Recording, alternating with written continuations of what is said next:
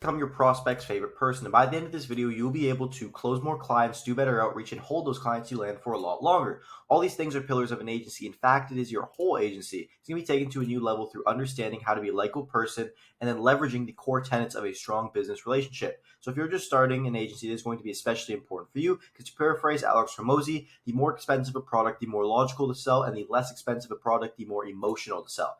Free trial is pretty darn cheap. Therefore, sell is going to be almost fully emotional. Learning to become likable will skyrocket our sales, right? It'll also improve our outreach because when we understand what a prospect can build rapport through text, it can only be done in niches that we already understand extremely well. Finally, it's going to minimize our churn potential. So with all these benefits, why does nobody talk about building business relationships? Because truth be told, it really isn't that easy. And going back to when I landed my first client, so I was happy and then I was scared because after 2 weeks, I wasn't delivering any results for this client. This led to me having a very, very bad few days where I was thinking, well, what am I going to do with my agency? Business might not be for me. But during those days, I came up with what would turn into the foundations of the Likeability Playbook Guide to Understanding Business Relationships. And when I did this and when I created this, it barely helped me because I wasn't performing with my service. So I had to come up with a way to keep this client so I could, scale my agency. And I knew better results were going to come, and it was a part of learning. But right now, I couldn't wait because this client was going to leave if I did not turn something around. So before I lost my client, I made a protocol. My plan was to tell the truth to the client about the results and propose a trial extension. Talked about this in another video. But what I didn't mention was the protocol that I presented with him and how I would communicate and update them daily. So if you've seen that video, you know that I actually kept that client and I was walking the absolute hardest that I ever have in my life up until that point. And slowly but surely, the client's ship turned around, allowed me to work for them, and I started delivering great results. Continue to work together, great results. And one day I decided to ask that client, why'd you continue to work with me even though when we first started, I completely just shit the bed? And for context, my client was a wealthy business owner, one that was and still is pretty far ahead of me in the business world. What he told me here changed my perspective on the entire agency model and business in general. So humans do business with humans, people pay people that they like.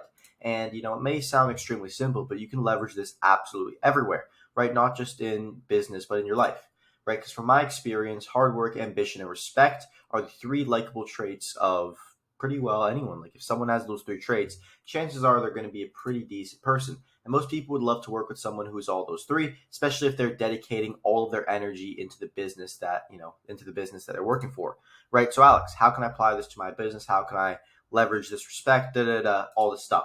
So I'll break it down into 3 sections with your whole business that you can integrate this into. So your outreach, your sales, and your service delivery. Section number 1 is going to be your outreach. So portraying who you are in outreach can be easily overlooked because the more I understand outreach, the better I get at outreach, the more I value this. Because a prospect doesn't see you as a human being until they have seen your face, heard your voice, or spoken with you, right? Up until that point, they cannot expect to see you as another human being because they're just a social media profile, right? For all they know, it's another one of the IG mass DM bots that they get a lot of messages from.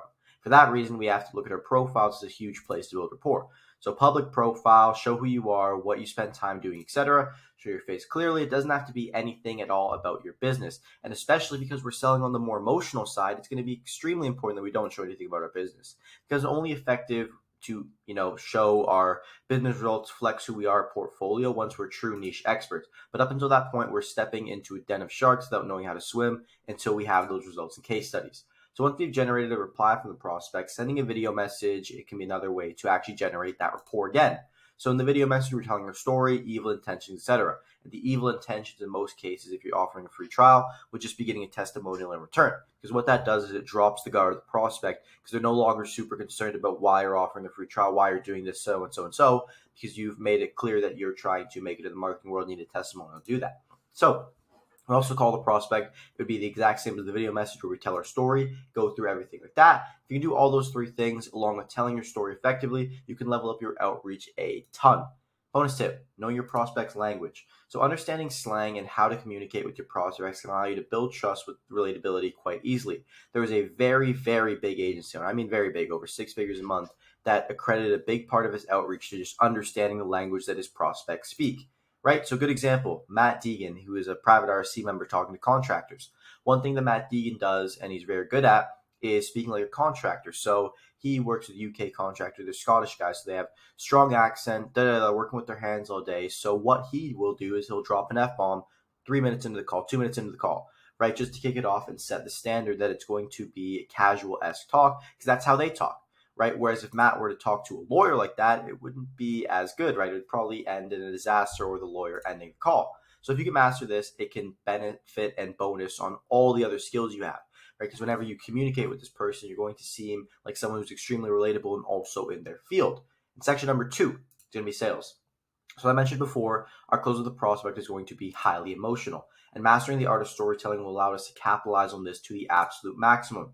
In an interesting fashion, we must be able to let the prospect see who we are in our entire life through a window. Much like understanding my story and where I came from, the prospect has to feel the exact same way for you. Understanding the emotions you felt, how it affected you along with your journey, and why you intend to actually work with them. I have a video breaking down exactly how you can craft a story step by step, so I won't go too deep into it. But if you can summarize your life, those true evil intentions that I talked about earlier, you'll be set. So step number 3 is going to be the client communication. Especially when you're starting, you should be updating your clients daily. It doesn't matter if they look at it or not, but they have to show that, and you have to show them that you're working hard to make them the most money possible. And that is why with the first client, I sent a text to build rapport, but I also sent a video.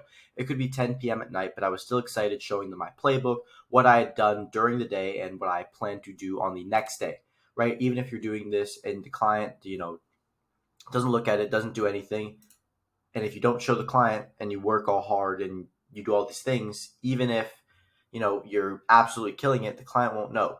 And when people don't know things, they make assumptions to fill in the gap. Depending on how they view you, the last thing you want a prospect to think is that you're lazy or don't care about their ad results. This can happen whether your ads are performing good or bad, unfortunately. When it's good, they might want to, take it over themselves since it's too easy and they don't think that it's worth going through you, communicating with you, all these things. And when it's bad, they assume it's just because you don't care about their business. So if you're not the person that is reaffirming what's actually going on, it is going to leave you up and pretty vulnerable for attacks and, assumptions that might not be true. We cannot let that happen. So whenever we get a client, we need to be in the loop 24/7 with them. If they choose to look at your daily reporting, they should know everything that's going on with you and how you're going to make them more money. Good, bad, potential problems, solutions, and a plan of action always, right? If they do this consistently, I have absolutely no doubt that, the client will see you as a great person as you are and you're working hard for them. And this will brew trust, and what trust will buy you is time. When you're given time, time will get you good results. So speaking of time, this is how you implement likability to your business, every single part of your business.